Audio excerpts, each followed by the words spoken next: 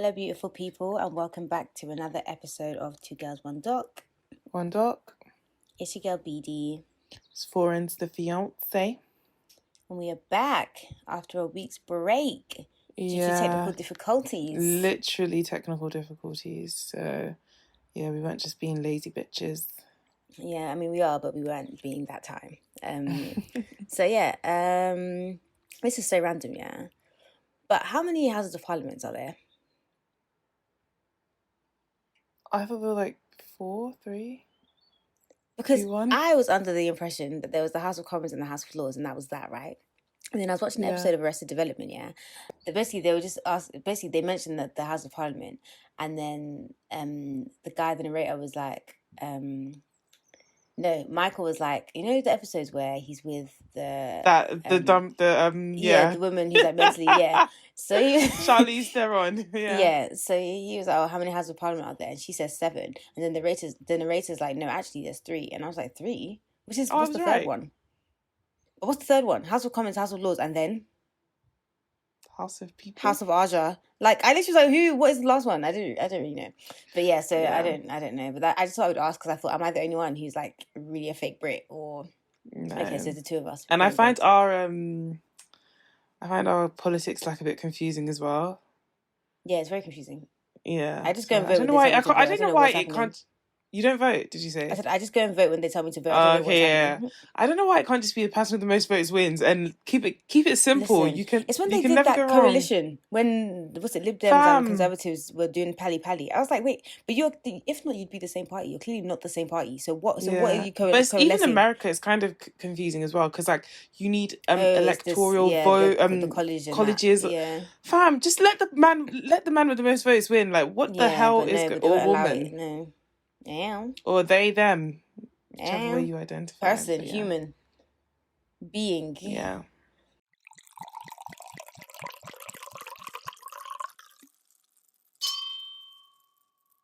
So this week we are doing the documentary Because We Are Girls. And trigger warning in advance because there's sexual assault and niggers, right? Mm. But this documentary did not need to be this long. It didn't need to be this long. It didn't. Do you know what it is? Yeah, no. Do you know what it is? It wasn't a documentary. It was a movie.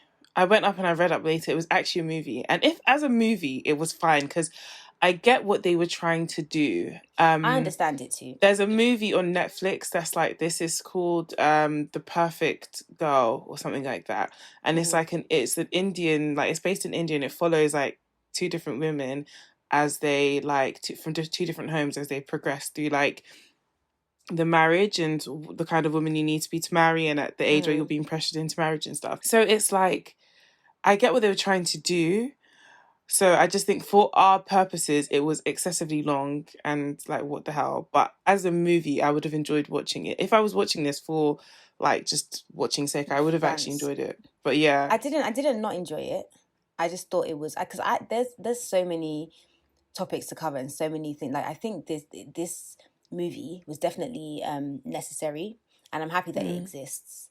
It was just long, and also this episode is going to seem like it's all over the place. Like we're just jumping from here to here because that's just how it was. That's how it was. That's just how the movie was, and it's like I really just feel like I don't know that they set out to create a movie. I think it just became a movie because they just had so much footage and things were happening, and maybe halfway through they were like, oh, do you know what? Let's record this. I don't know.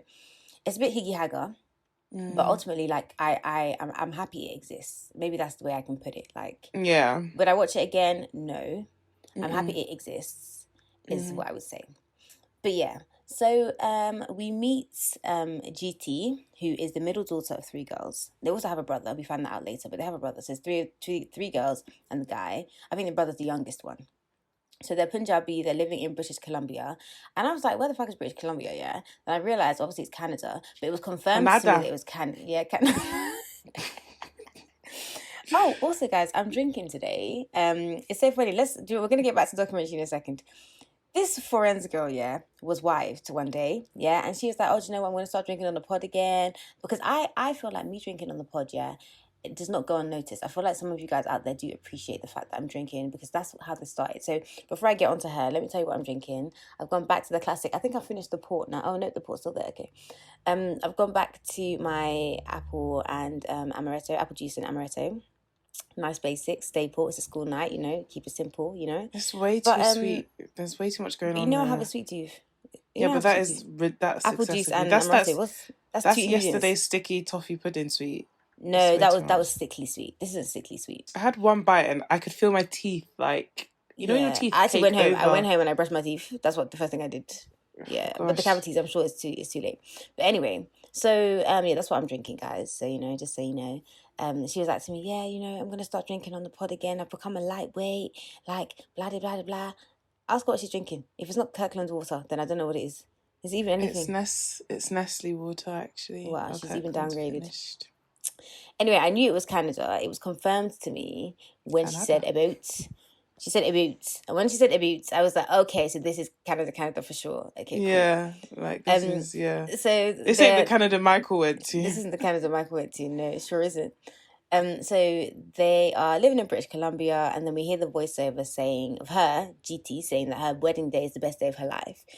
She couldn't wait to leave home and leave this dark secret behind. So at this point, we don't know what the dark secret is. But I'm sure you can imagine, because We Are Girls is the title. So you know. So we see home videos of her wedding, proper extravagant. It's like a proper Indian wedding. You know how they Bollywood weddings typical. Look on TV, proper. It's cute. It is cute. I'm not gonna lie. Elephants. So is it elephants that they ride? I think it was elephant. I think that was an elephant. They were on an elephant. Weren't they? Yeah. Was it an elephant? That seems a bit weird in Canada. Maybe it was a horse. Maybe. I don't remember. It was an animal with 4 legs. So next we meet Kiera, and she's another one of the sisters. She seems like the outgoing, outspoken one, the one with a bit of vim. They're talking about the racism they experienced as children. They're told to go home, how they have greasy hair, how they didn't speak English well enough. And the eldest sister, it's really sad, this bit, actually, because the eldest sister kind of now, even sometimes when she's around a white person, she kind of loses her English. She kind of clams up a bit, because she's reminded of the times that, she was around white people and they were telling her she couldn't speak English properly. And her accent of all of theirs is the strongest. Yeah. I reckon she was probably born in India. They all were, though. Oh, were they? Were they born? Other than the youngest, I think they all came. Other than the boy. The son, right. Okay. Well, that makes sense. Yeah. That means she was older, so she had because her accent is stronger than everyone else's. So anyway, this just reminded me that all roads lead to racism in this life. Basically. Literally. And that's on that. So there's lots of background information. They're building context. Cool. Then they mention Bollywood movies. And the effects that Bollywood movies. Yeah, their songs bang as well. I'm not gonna lie.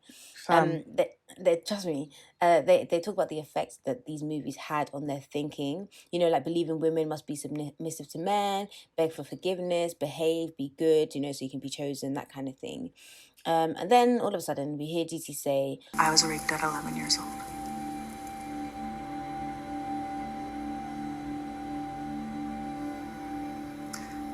It was a cousin. By my cousin, someone my parents trusted. And the day that man came into our house, we were told, basically, this is your brother, you respect him, you call him Paji. And at the same time that we're hearing this, and we're seeing a picture of her at 11 years old, and it really just breaks my heart. It's like your cousin, someone that your parents trusted to bring into the house, because the cousin comes to stay with them, which is very, very normal for loads of our cultures. That's not abnormal. Yeah. So he comes to stay. They're told, this is your brother. Respect him. Which again is normal. Very normal. And literally, I feel like we can relate to this because our cultures are very similar in this respect. Yeah. And it's so many times you have a random uncle, a random auntie or cousin or someone from church or just some random person come and stay in your house. And it's a case where it's this person is here, so you're going to respect that person.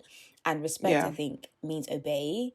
It's almost synonymous with obey back in those days as a child. It's whatever they say you do. They're older than you, they outrank you. Whatever they say goes. And friends, you already know how I feel about guests in my house. I already just, if anything, this has just confirmed that everyone should go back to their homes at the end of the night. But yeah, so it's not clear. Except me. Of course. I thought that goes without saying. No, I just need to keep saying it because sometimes I'm not sure. So yeah. That's the whole reason that I'm moving to a 2-bed, so that you have a room for yourself. I'm just confirming for all to hear.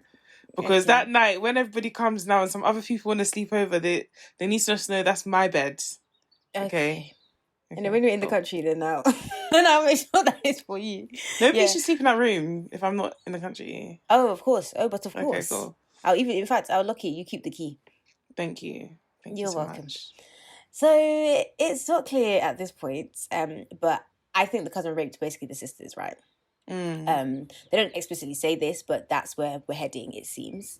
And so one of the sisters says that she felt like it happened to her because she deserved it. Again, this is why victim blaming is very, very stupid. Because I guarantee you, those survivors are already blaming themselves. So we don't need you to jump on the bandwagon and chat shit when... Yeah. Do you know what I mean? This stuff didn't happen to you. And they do talk about just like rape culture in India and like the movies as well, and how they like kind of add to that culture, because there's a lot of submission and rape, and then it would always end with the woman like killing herself after being raped. Yeah. And then being shunned from like society. Yeah. So there's already so much shame because of the culture as well. Exactly. Of something that happened to you. I remember that news story in India where this girl was on the bus home with her boyfriend. Oh my God. Do you remember it? Yeah. And they beat the boyfriend, and then they raped her. Used a metal pipe, and she nearly died. I don't think that she died. No, she died. Oh, did she died? And then one of the guys went to prison. And then basically his lawyer, obviously he had a lawyer that was working on getting him out, because I think it was like the death penalty or something because she died. But basically the lawyer was even saying, he did an interview and he was even saying that, well, at the end of the day, he doesn't know what all this fuss is about, that she shouldn't have been on the bus like without a family, at that time without a family member. That if it was his daughter that happened to, that after they're done with her, he would like bring her to like the family like square or whatever, and like have her flogged in front of everyone for indecency. I was just like, are you fucking kidding me? I just find the oxymoron though of the country so weird, because it's kind of like Nigeria to me as well, where it's like you have this country where sex is so taboo. Women are expected to be chaste. Close and all of this. Then you have these men that are so depraved and like do all this. Same thing in Nigeria. You'll have these like big uncles and men who touch little girls, and I'm not saying all of them do, by the way, so please don't come for me. I'm just saying that this stuff happens and it's not acknowledged. Abnormal. Yeah, literally, it's not abnormal. Then you have like these, even the whole idea of having like these rich older men who go to like hotels with these young babes and stuff like that. It just speaks about like how the underbelly of the culture is so depraved, but like sex is something that's forbidden and taboo. And also I think, and this is the problem with I think religion, because the whole be chaste and sex stuff is always like rooted in religion, right? Yeah. But then, and it's always targeted at women. Exactly, because it's like, how can you like what like, and we've said this before on this podcast, there's nothing that anybody, man, woman, whoever, can do to deserve to be raped. Nothing. You can walk around naked. You can lay there on the street with your legs askew. That does not. It's not an invitation. And the reason why people still say stuff like, oh, the way she dresses or the way she does this or that or the third, is because they don't grasp that rape is about power. It's not about the way you dress. It's not about it's about power. Because even if a girl's walking around naked, for you to feel like you have the entitlement to therefore have her, it's about power. It's not about It's always sex. Been about power. Because there are repeat sex workers. With you. There's sex workers. There are girls who will have sex with you. Yeah. There's actually girls who have sex with you. Like, it's not about... Yeah. It's like, do you remember that thing on TikTok when they had the red filter with that challenge, yeah? Oh, yeah, and then guys would then... And guys would then steal in the picture and removing the filter. And it's like, if you want to see naked women online, there are plenty... But it's just disgracing you, they want to do. It's because this woman didn't want you to see her, and therefore you decided this is who I want to see. It's fucked. Like, it's a power thing. It's a power trip. And it's just like... Yeah, but... How can you come and... Yeah, I don't know, because there's a documentary on Netflix. It's by Christina Amunpour. So I don't know if you guys know who she is, but she does. CNN. That's it, CNN. Yeah. And basically she just follows, she goes through India and she talks about different aspects of like sexuality. And basically the long story short, like, is just that, like, so she talks like an Indian porn star. She talks like teenagers who are dating in India. She talks to, I've forgotten what their names are. I think they're hydras. That's what they're called. Basically, they used to be worshipped as gods, but they're like trans women essentially. So they get to a certain age, they decide they want to be Hydra. I think that's what it's called. Apologies if I'm mispronouncing it. And then like a lot of them get like castrated. And then they go to they live in a temple, almost like a nun, but like you know, and then they're worshiping. And it was just it was basically, she was interviewing a lot of them, and then they were just talking about how when like religion came and stuff like that, like they stopped being worshipped. Like now they're seen as like outcasts of society. It's not like a thing of like you know, before people used to bring them gold and money, and like they would be blessed. Yeah, like every wedding you had to have like these hydras at your wedding kind of. Now a lot of them have to turn to sex work for their upkeep. So sad. They get shunned from shunned society now, literally from society. Exactly. And then like how like even with that, like now, because like obviously there's the caste system as well, like now you'll notice that the a lot of the hydras are like darker people, the darker skinned, like so it's just, again, it's all about religion. Because like even in like Nigeria, I can only speak about Nigeria, I'm not saying Africa, but I know in Nigeria a lot of the times like people used to be in some form of nudity, like especially women, like it wasn't a sexualized thing. But then religion came and told us that these things were wrong, like these natural kind of things that we did, and like sexuality was wrong. And I'm saying this from a Christian standpoint as well. Like it's very problematic, because like now some of the stuff that we see is like the fallout is like rape culture. So it is it's very problematic, and it's just almost like, I don't know, I think it just breeds a lot of issues. A magnitude of issues, and it's just wild. Like this is crazy. This is crazy, and it gets crazier. So they've been raped, okay, by this cousin, and they don't say anything because they know that they'd be considered bad girls, and they'd get shipped back to India. And again, same culture. Did I tell you that time my parents were going to send me to Nigeria to go to school? Have I ever told you this? Like, I don't remember if I had to do an exam. I think I did. I don't remember. But either way, it's one of those schools where they cut your hair and you wear the dresses. So my parents were going to send me there for secondary school. And it's like, you might be listening to this thinking, oh, you were a bad girl. I was an amazing child. Like, I was very well behaved. And so I was what like, stopped so what is the them? reason? I was like, I don't know. They just changed their mind. It's almost like it was a game of chicken that went too far, because I literally was like, wait, you have the paperwork. Wait, you filled out the forms. Wait, like, what is this? It was such a random week, like, honestly. But I did school, and you went there, didn't you? Yeah, I did do the whole boarding school spiel, but yeah, we'll leave it at that. It's an extremely traumatic experience. Don't do that to your kids. Amen. Just don't. Amen. So there's the 3 girls, as we mentioned before, and then the mum has a boy. And you know, in the culture, it's a blessing. It's like, oh, you've finally been rewarded for your good deeds with a son, which is just like, bye. I wish this was a visual medium, because I can't really portray my disdain with words alone. But yeah, this is nothing new. This is not specific to the Indian culture. This shit ain't new. Yeah. This just is what it is. They love a Y chromosome. But yeah, so GT says that soon after her brother was born, it was good vibes. It was like, yay, we have a son, everything's great, and then the cousin comes, and then it's bad vibes. They also mentioned that Indian custom called Rakhi, and basically the sisters celebrate their brothers. It's like it happens every year, and I think that's why they were really happy as well about having a brother, because now they can take part in Rakhi. And then they like wish the brother well, like, oh, brother, whatever, and then they tie a bracelet on his wrist. And I was really proud of myself, because I already knew about this when they were mentioning it, because I watched an episode of Married to Medicine, and they have this like new Indian girl on there called Anila, and one of her scenes was her children doing Rakhi with their brother, and I was like, oh, this is really cute. Like, then it made me kind of sad, and I was like, oh, I wish I had a brother. Not that I would be doing Rakhi, but like, I kind of wish I had a brother.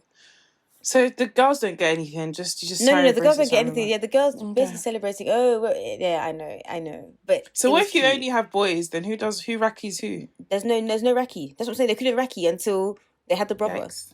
It's like you wouldn't be able to Rakhi. I wouldn't be able to Rakhi. So I'm cool with that. Yeah, I'm cool with that. They can Rakhi me, fam. Rakhi, make him wanna wreck me. Put him on to make him wanna wreck me. Where were we? Wow, I'm just trying to lighten the mood, you know. So yeah, okay. The mum tells us that when she got to Vancouver, she sponsored all of the family to come one by one. So like her sisters, their families, and then they live with her. They get on their feet, and I really love this about the ethnics. Well, maybe not the blacks. I don't think we do that very well. But like I know Indian people do it really, really well. No, I mean, we had this conversation before. I love it as long as it's not putting your own family at a detriment, which it often Of course, is. which obviously it often is. But what I like about it is Yeah. that in terms of like, okay, cool, we all live here, we're saving for a house, cool. Now you have a house, cool. We're all saving. Now you have a house. Like basically, it's like wealth begets wealth. So it's like yeah, obviously it may that seem aspect of it. yeah. So that's what I mean, and it's kind of like like okay, cool. Everyone's kind of winning at the end of it, so it's all like for something, as opposed to our culture where people come to your house and there's less than when they gain like who benefited because it wasn't you. Do you know what I mean? But yeah, I get what you mean. Like if it's to the detriment of your kids, which it was in this case, then I don't really fuck with it. So yeah, the mom admits that she didn't devote the time to her kids that she should have, and looking back, she feels that this wasn't right. So basically, she's saying, she should have faced her front and focused on her man and her kids. And I'm proud of her that she even has the self-awareness to because a lot of parents don't. A lot of parents are guilty of this and don't have the self-awareness. Like you're everyone's mum except for the ones you actually birthed. Like it's wild to me. Can we also mention how like the oldest ones, I can't pronounce the name, I wrote it down. Salakshana. How like she gets married at 18 and it's like to a guy that just wanted to come to Canada, and he actually told her like she wasn't pretty, it was just an arranged marriage. And also just another like thing as well that shocked me, well not shocked me, but her parents literally got married because her father's family needed domestic help. It's wild, isn't it? Like hire a fucking like cleaner. Like, are you kidding me? It's so wild like looking at this from like our eyes. Yeah. Because it's like, this is remarkable. Like I want to do a study on the psychology because it's almost like what, like like how and maybe we're here? Speaking from a place of privilege as well, being born and raised here, because if or having like these not only just the culture as in the Western world or whatever, but also the times that we're in, because I do feel like even in Nigeria, like a lot of people our age think similarly to the way we think, despite being raised in Nigeria, in a different where country, you'd expect where you'd expect the customs to be different or whatever. So I think I just like Deku said, Molly the maid, just get one of them, because I just don't. It's not me, or pay me then if that's what you. Literally. Yeah.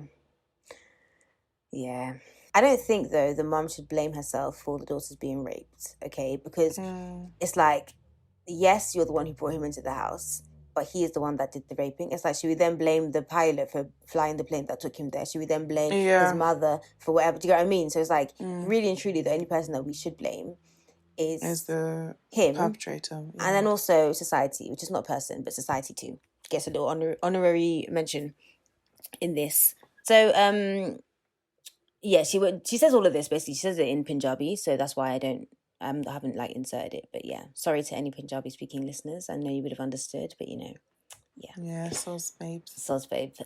So we're at the Supreme Court, and this is what I mean by like, is Higgy Haggard? Like, when did we get to court? Like, where are we? Like, what happened? How did we get here? Yeah, literally, how did the case even get to, like, you haven't even really said out loud that you've been raped. What's happened? And here we're at Supreme Court, like, okay. Yeah. So, we meet the younger brother, the only brother, who says that he saw the older cousin as an older brother and admired him. So, it really hurts to know that he did this to his sisters. Okay, fair. So, Jiti says she came out because she saw a picture. Oh yeah, okay. When I say she came out, I mean like she basically spoke up about what happened to them. Let me be clear. Not out of the closet. Not out of the closet. Well, I decided to come out because I witnessed something that basically instantly told me that this person is still active in abusing girls. I saw a picture. My sister Kiera showed it to me. And the minute I saw the picture, I became very nauseous. So she kind of spoke up about everything because she saw a picture of their abuser with his arm around a girl, and that let her know all she needed to know. She was like, this man is still He's still at it. He's still at it. So she's like, yeah, do you know what? I'm going to tell. And then her mum is like, no, don't tell. Which, we'll get into this because this comes up again later. Hell breaks loose with this situation. They want to have a sit down and confront the guy and basically be like, you did this, blah, blah, blah. Does it ever happen? No. Do we ever see it? No. They just mentioned it one time and then that was that. We learn more about the abuse. Okay, so again, just reiterating the trigger warning. This cousin would rape them daily. Bearing in mind, there are 3 of them. Like, how So he depraved do you have to literally, be? That, like, you don't want to just ruin one person. You don't want to just take advantage of one person. That's not enough for you. and it's every day 3 of them. Every day, 3 of them. What is it? Like, literally, like, every day, early, they said it would either be early in the morning or late at night when everyone else was basically asleep. And she explains that it was grooming, and she explains it really, really well. You're in shock. You get up the next day, you don't know what's happened to you. Then it happens again, and then it happens again. And this whole grooming process makes it so normal, and it makes it a part of your routine. There's a routine to this. So then it becomes ingrained inside you. It becomes a part of the pathway to your brain. This is what you are supposed to do. You are supposed to brush your teeth. This is going to happen to you. It'll take a few minutes.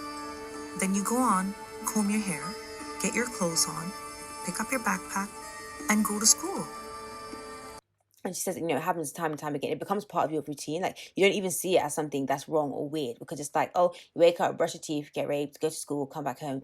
Like, which is just like, It's honestly, so sad.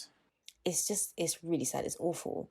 And then Kiera explains the abuse that she received. And you can still see, like, when she's talking, you can just see how confused she is about the whole thing. Like, what even was this? At her big age now, like, imagine what she was like or what she was thinking. Yeah, at the age that she was. Can you imagine? And she's the youngest one. And what's her name? GT was 11. So that means that Kiera was less than that. Like, The depravity is scary. it's just like ill. So the parents were saying they shouldn't go to the police because the rapist will deny it and blame them. And they're also aware of this, again, society, culture, whatever. And that's why they didn't tell the parents earlier. That's why they didn't report it in the first place, because it's like, oh, it's going to be my fault. And I think that's why your point about the whole Bollywood movies and all that stuff comes into play, because it's like, I have been taught that I'm a bad girl. I'll be deemed bad. It's my fault. It's my fault. So let me not say anything because I will get in trouble, Yeah. So GT tells her husband. So GT and they're the ones that we see their wedding in the beginning. They're so in love, great marriage, blah blah blah. GT tells, and also maybe I should mention that he basically left his family for her because they didn't re-rate her, and so they didn't prove. he gave up his family for her, and so GT tells her husband that she's been abused back in the day, and she says that he doesn't even look her in the eye. Which, as a victim, it just makes her feel like, right, so basically you are looking at it like, it's my fault, like I did something wrong. That's why you can't look me in the eye, yeah. Yeah, and it's like, oh, I don't know, man, that must really hurt. Like, we're in this now, we're married, we have kids, like, rah. Yeah, I don't think I could say what the right reaction is to that kind of news, but that is a wrong reaction. Yeah, not looking the person in the eye is definitely the wrong reaction. And it must have been so difficult for her to even, like, tell him. Yeah. Do you know what I mean? Yeah, tell anyone it would be difficult. What more like your partner? Yeah. And then, But then at the same time, I don't know. Yeah. What? Let's just say people deal with things differently. No, of course. Yeah. So let's quickly talk about the concept of virginity. Okay. So the eldest sister, Salakshana, says, this is heartbreaking. First night of my wedding, I didn't sleep. To him, it was important to have a virgin wife. I wasn't virgin because I was abused in my dad's home. So that's the first thing he wants to do, is to check if I bled the bed or not. And then he told my mom that he disappointed at me because I'm not virgin. Then I told Mom, why do I have to sleep with this guy if I don't even like him, doesn't like me? And I go, I feel like I'm getting raped over and over. And she says she feels like she's getting raped over and over again. And it's like they basically say to her, like, fam, this is your husband. You have to sleep with him. And then she does. And she gets pregnant. And she has a daughter as a result. And we'll get into her feelings about her daughter as a result. But back to the idea of virginities. I feel like virginity is a social construct Big designed time. to keep women in line, okay? Because even the phrase like, oh, so and so took my virginity, I've always hated that phrase. Like, even since I was in school, like, it just sounds so aggressive and violent to me. Like, I took your virginity. Even that Vibes Cartel song, like, okay, it's tune, but it's like, it just never, I always just felt like, do you get what I mean? It's like, I feel like Yeah. it shouldn't be like, oh yeah, I lost my virginity. It should just be like, oh, the first time I had sex, or I had sex. Do you know what I mean? Like, I just feel like it just sounds so like, it just like, I don't know. And then it's like the concept of virginity, like that doesn't differentiate between whether the first time you experienced sex, and to be honest, it's not even sex because you were raped in it. It's like they by They the lump it all definition of together. virgin, they're not virgins, right? But it's like Yeah. they didn't choose to have sex. They didn't choose that Yeah. encounter. It was Yeah. taken from them. It was forced upon them. So it's Yeah. like if it was like, okay, cool, I made my sexual debut, or this was the first time I had sex, that I chose to have sex, then they are still virgins. Do you get what I mean? I don't know. It just feels wrong with me. And like, there was a TikTok of this guy, yeah, one of these like insults. I don't know if it was you that sent it to me, or maybe it was my sister. And it was like, the guy was like, oh, the reason why it's terrible if like a girl has 10 bodies and I have 10 bodies is that Oh my God. I had to go out there and take it. I had to go out there and get it. But as a woman, you're just there and it just gets taken from you. And I was like, but do you see? I just know he has a tiny dick. A tiny brain in the first instance. Like, it's like, I just feel like it's just, I don't know, it's just so problematic to me. Like, I hate that phrase. Yeah. I hate it so much. Like, they were violated, they were raped, they did not have sex. Sex, Do you get what I mean? For me, I just feel like you're either sexually active or you're not. Like, and also, like, even the concept of checking if someone's a fucking virgin. Not everybody bleeds. And also, like, let's really get into it about why, like, virginity is used to keep women in check. Because there's no way you will know if a man has had sex or not. Kind of thing. You'll literally, like, and on top of it, like, all the checks, quote unquote, of virginity are geared towards women. Oh, she's loose, or oh, like she didn't bleed when she had sex. So again, it just shows you that this is just a social construct to put. And then also on top of it, like, okay, there are people who like literally will have like, for lack of like, sorry to just say this, but there are people who will have like anal sex, for example. Yeah, in order to avoid... to avoid, like, their hymen breaking. So you're telling me that person is still a virgin, but then if somebody has had, like, penetration... So it's absolute bullshit. It's abstract. Bullshit. You're either sexually active or you're not. Like, all this stuff of virginity, what it means, the flower, losing my virginity, gave him my virginity, took the virginity. You didn't take shit. There was no flower that was plucked. Like, there was literally, like, it's just... And this is why I always advocate to young women, don't like put sex on a pedestal. Don't like romanticize. Don't. I'm not. If you do end up losing your virginity to a person to spend the rest of your life with, and it's beautiful, and suddenly out of somewhere Brian McKnight pops out and starts singing, and then like you saw the heaven, the stars, the oceans, and the mountains, like making sweet love. Cool, amazing, congrats, that's great. But do not like sit there and romanticize, and don't put like certain like limits on yourself on what it should be like. The only things you need to be are comfortable, trust the person, and be ready. As long as those three things are in place, do your thing. It doesn't matter if he's your boyfriend or if he's a friend that you've known for ages, or if like you're not really feeling him too tough, but you just want, like, as long as those three things are in place, all other things are... And that's the thing. I think that it's very important that you realize that like the choice is yours. It is your choice. You have very much have a say in what is happening with your body. Like the choice is yours. You choose. You can decide yes or you can decide no. And like people need to respect that regardless. So there's virginity, that word, we need to throw it in the bin. Honestly, it should be reserved for cocktails, and that is it.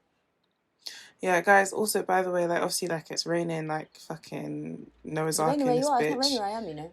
Yeah, so you'll hear the raindrops. Please just, trudge through. Yeah, it's raining here. If anyone knows anyone that's building an ark, please, like, let me know. Because I ain't trying to, like, go outside. It has rained for 40 days and 40 nights. Like, what is going on? And it's May. It's the end of May. That's ridiculous. Shit ain't letting up. That is ridiculous. I'm tired of this country, man. Just joking. Give me my passport. Just joking. Before Pretty Patel's listening, like, with her fucking Anthony Mackie cheek. She's like, oh, I got you, bitch. So yeah, you can I tell edit that shit out. I don't want to be deported. No, they won't take it. Then you got your passport. You literally just got your passport fresh. You even have the new one. It's me I should worry about. Okay, guys, it's not like my first passport. I just got a renewed passport before they think like, oh, I've been living here No, but I mean, legally. the new one is in like the ex-EU Oh one. yeah. So what does that Post mean that we EU. can't stand in that line anymore? The EU line. We ain't in the EU. I That's literally feel like rude. pure shit. I just want my burgundy back. That is weird. That line is so quick as well, you know. Bam. You'd be seeing the losers lining up for time, and you'd be like, see, Literally, now we're gonna be with the losers. We're gonna be the losers. And I just feel like they should ask you what you voted, because I voted to remain.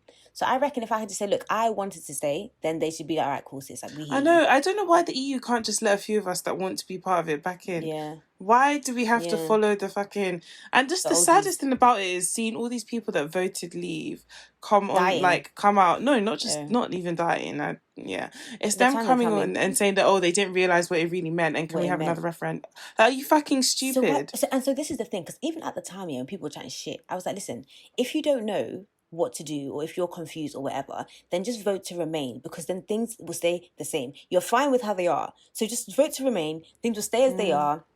Keep it pushing. Maybe we reconsider this in another couple of years. But like, you're voting to leave based on absolutely nothing, based on propaganda, based on 250 million has been taken from the NHS. Where is that 250 million now? I just don't understand how this could ever have been left to this public's, like, in their hands. There should have been like a serious IQ test done before people could vote that. Yeah, but you think they won't do that when people are about to have kids? You think they're going to do that when they're to do? I don't know. But yeah, anyway, it's not like I'm going anywhere anytime soon, so whatever. Hopefully they'll... Anyway, whatever.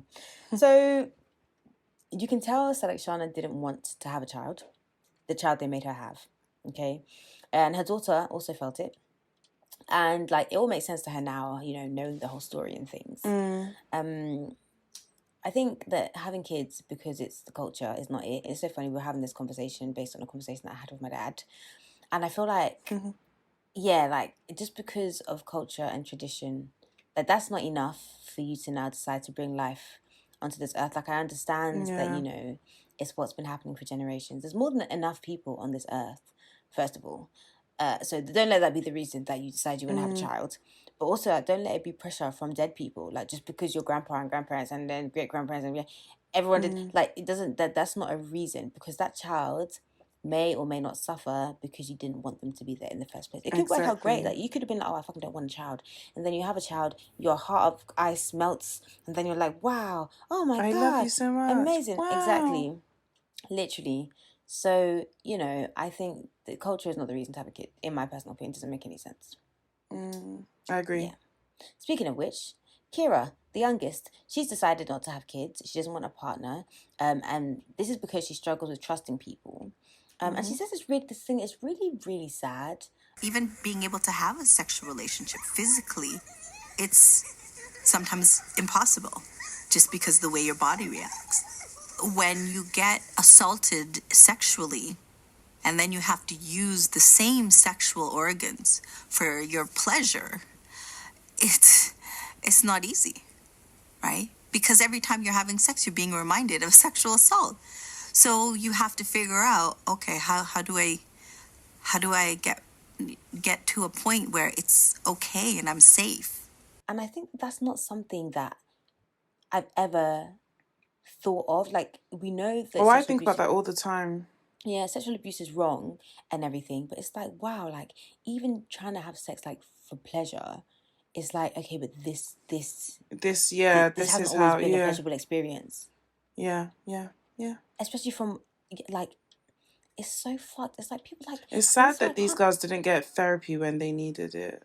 Yeah, I just, and this is what I can't understand, like, the rapist apologists, or the people who try and blame the victims. Like, it's like, do you see how deep this runs? And again, back to your point about it not being about sex, it's about power. Like, to really tear somebody down, like, for years. Because it's not just, oh yeah, you raped the person, then they got on with it. Yeah, you literally did this day after day after day for their formative years. It's very scary. I hate this man so much, honestly. So okay, they have this sit down, Oh God. and I really do wish that more of it was in English. I feel like if you watch any part of this, watch this bit. So they have this sit down and they're basically getting on to their parents. Like, we told you this was happening. You knew it was happening and you didn't do what we felt that you should do when you found out. So Yeah, you and lot it's can also walk. very grey area about if the parents were aware of this abuse, like before, I think like they the were picture. aware. I didn't know that they were aware at the time. It was, to be honest, who Yeah, knows what they knew when they knew it. But yeah, essentially they knew, innit? They knew, they found out at some point, yeah, right? And I don't care if, okay, I'm not gonna even speculate in my imagination. Say, for example, I had a dog and my dog was like raped by another dog. Okay. yeah, Whether I find out today or I find out in 5 years' time, I'm going to yeah, that dog and it's over. It's yeah, curtains. literally, yeah, It's not yeah. about, oh yeah, my child was 11 and now they're whatever. Like, literally, if I find out that you raped my dog 10 years after you did it, it's Then curtains. it's It's still the kind, same yeah. curtains that it would have been if I found out on the day. Do you know what I mean? But it's like they found out and it just seemed like, oh, don't tell anyone where, they would say to, and this is how I know they knew at the time, because they said that the parents were like, oh, they would say, look, just don't sit next to him, just stay away from him. That's What what I'm does that saying. They even must have mean? known something dodgy was going on. At the time, yeah. And so Kira's like, fam, I'm asleep in my bed and he comes to touch me. Like, what do you mean stay away from him? What do you mean don't sit next to him? Okay, I'm glad you brought that up. Did you ever sit him down And tell him. say, you touch my daughters even once, I'm gonna wait till you see what I do to you. I'm gonna cut your balls off. I'm gonna punch you in the face. Did you sit down and ever say that to him? So you're telling me 10-year-old, 11-year-old, 12-year-old girls should be worried about somebody who's in your house and that they were sitting beside them and you were scared. So why didn't you sit him down and say to him, well, obviously it was something. Like, did you ever threaten him? Where was your vim for me as a child being abused by this person that you brought into our house? Yeah. It's like all this energy. Like, you need to have the energy for this grown man, not for a 12-year-old saying, Not for kids. What did you like? It's just this scene is so infuriating because it's just like, what is wrong with you? Like, do you not see? It's like, in parents, Bird Box, when they're like opening their eyes. It's like, Yeah. can you? The dad especially seemed very unmoved by the whole The thing. dad, do you know what? Let me not cuss somebody's parent, but he was trash. So the dad is like, oh, it's not a matter of being scared. You accuse us of this. Are you yourself not at any fault? And I would play this for you, but he says it in Punjabi. He says, are you yourself not at any fault? And I swear to God, I wanted to throw my laptop. I literally wanted to jump in and strangle him. I wanted to, the mum has sense, because the mum looks at him like, okay, now you're doing a lot. Like, but I was like, what? So what responsibilities did I have then? It's you that had the responsibility to protect Literally, me. you were the parent. You brought this person into the house. And you told me them. to respect everything he says and does. And then you're telling me that I had some responsibility to do fucking To do what? To do what? What was my responsibility? It's a sad state of affairs. It really is. And so Kiera's like flaming her parents, right? And Kiera has the most vim, and I she does feel Dracarys. So okay. Game of Thrones. I know. I figured. So okay. So Kiera's kind of like, you guys brought me into this world, yeah, unprovoked. I'm tired of these ends. So Kiera's like, you people brought me to this world, and you're supposed to protect me, provide for me, at the very least. Like, that's the bare minimum, because I didn't ask to be here, yeah? I'm violated repeatedly under your watch, and you didn't feel any need to reprimand the person who did this to me because of tradition, because of customs. It's like, I'm sorry, get the fuck out of here. Like, yeah. Entirely. Honestly, if you do want to watch this part of the documentary, watch it. But like this scene, it's like about an hour in that you see the scene. It's towards the end, so yeah. Yeah. So the documentary is drawing to a close now. And ultimately they're basically saying, all of this happened and it was allowed to happen and continues to happen because they are girls. And they make a good point, and they're like, if this had happened to their brother, the dad would have gone ham. If that cousin had raped the brother, the dad would have gone ham. But they don't seem to care that much because they're girls. And the brother also, like, I didn't even write it because I was so pissed off at this point. The brother was kind of like, you know, trying to defend the Defending parents. the parents. And I was like, And oh, it's fucking understandable stupid. because it's clear that he's been pampered and he's everybody's favourite. Yeah, And of he can't course. see, he wouldn't see his parents as that bad because they probably have been there for him, supported him, loved him and everything. Yeah, they've been amazing parents to him.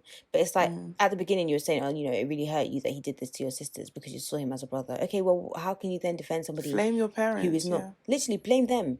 Like, what is wrong with you? Like, and like, Kiera is... They literally are crying. Like, so like Shauna's kind of over the shit. Like, she's just kind of like, okay, are we done? She's like in her own world, like... She is like, I have things to do. And then Kiera is into, like, it's really heartbreaking. Like, Kiera is in tears. Like, not tears like, oh, cute cry. Like, bawling. literally... Like, yeah. Those tears. Yeah, those tears. It's so sad. Like, ugh. Yeah. So Kira's going ham, and finally her mum gets up. She apologizes and she hugs her, and it's like this is the emotional support. Because there's one bit before where like they're basically saying like, you guys didn't support us in the way that we needed. You didn't support us, and that's when the brother's like, well, how were they supposed to support you? You know, they you know, kind of like, oh, you know, they fed you. They just did that, basically the bare minimum. And then they're like, no, emotional support. They're like, oh yeah, we asked you how you are. We did it. It's like, no, what the fuck does that mean? Yeah, what it's not does a that tick box mean? of things you need to do. Look at me and see what it is that I need. Like, yeah, do you know what I mean? It's like, even and in that moment, acknowledge what I'm going through. Acknowledge what I'm going through. Even in that moment where Kira was bawling and her mum just got up and hugged her, and it's like she just held her. And sometimes that is all you need. That's all you need. Yeah, that's all you need in that moment. It's just, look, just understand what I'm going through, understand what I'm experiencing, why I feel the way I feel. I like it's like she was a child all over again. Yeah, like just wanting her mother. Like, it was, oh, it's so heartbreaking. It's so heartbreaking. Like, proper sad. So the documentary is ending now, and on screen, I think we've done a great job in summarizing this documentary. I think we couldn't have done it better. Yeah, it's an hour and a half, guys, and okay, we really gave it to you. We gave it to you, good and proper. So on screen text, it's April the 6th, 2018. 11 years after sexual violent crimes were reported to the police. So now we're finding out that basically it's reported to the police, right? And that's why they were doing up Supreme Court and going to... whatever.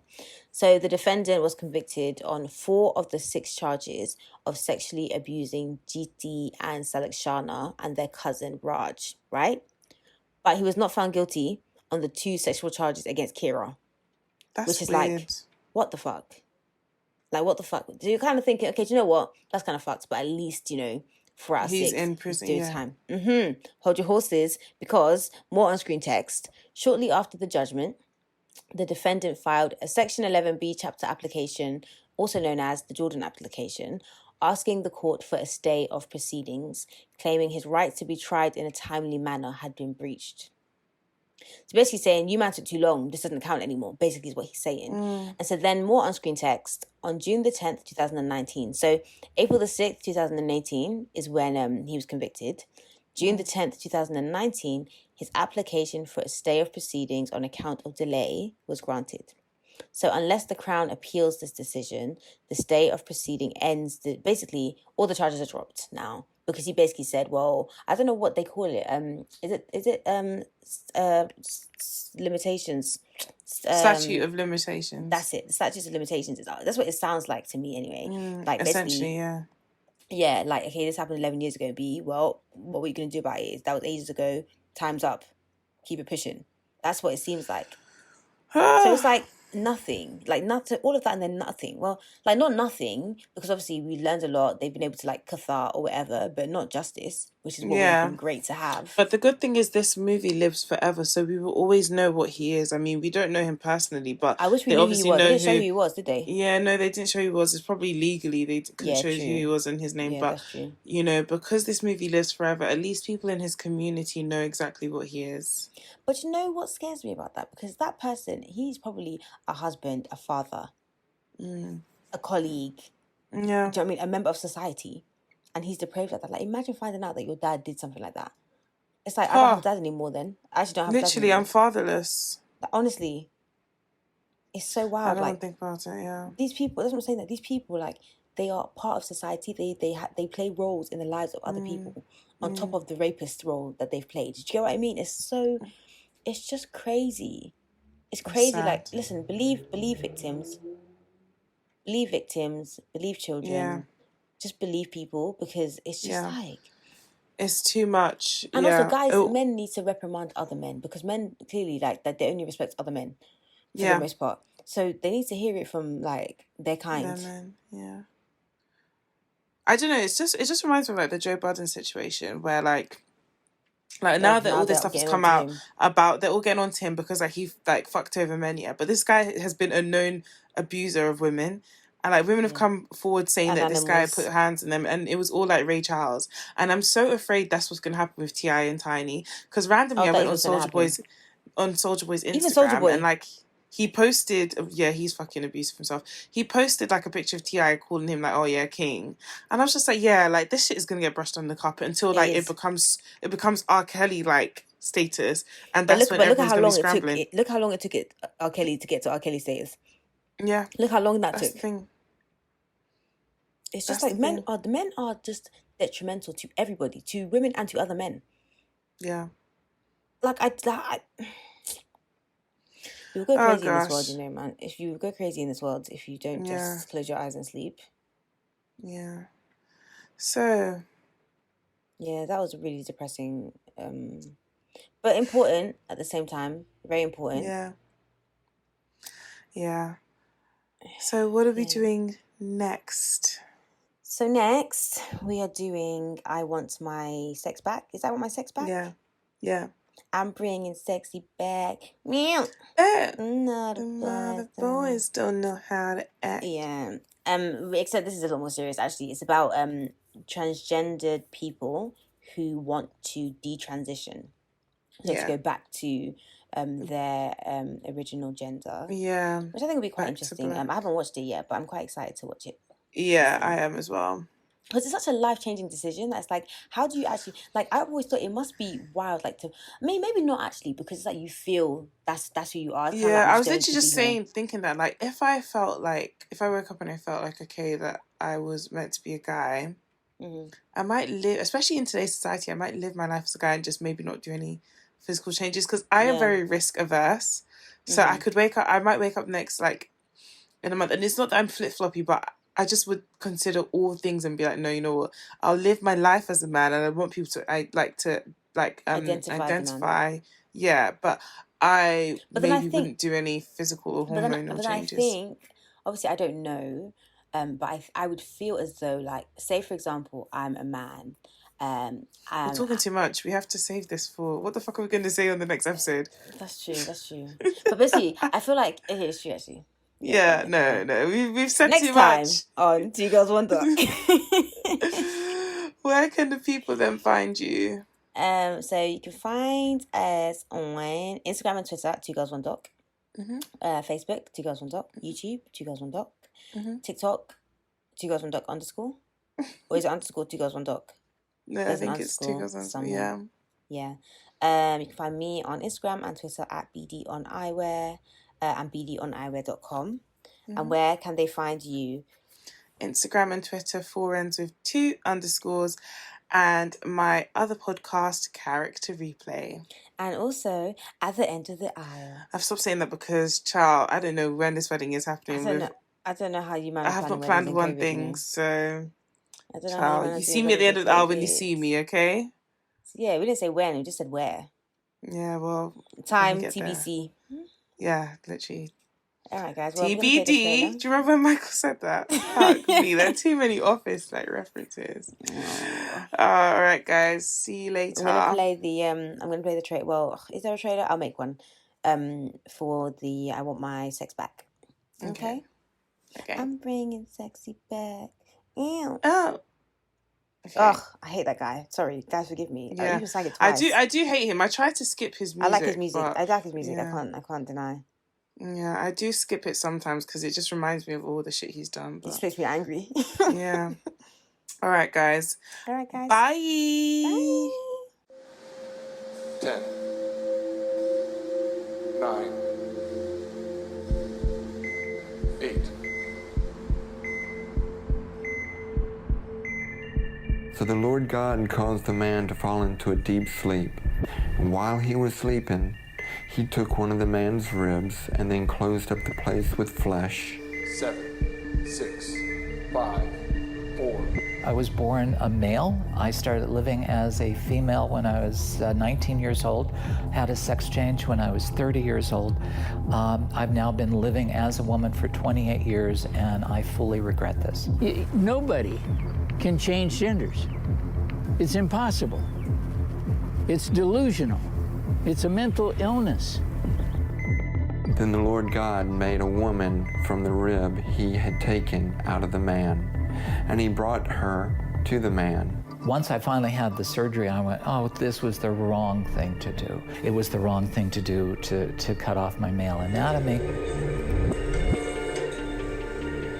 The man said, "This is now bone of my bones and flesh of my flesh.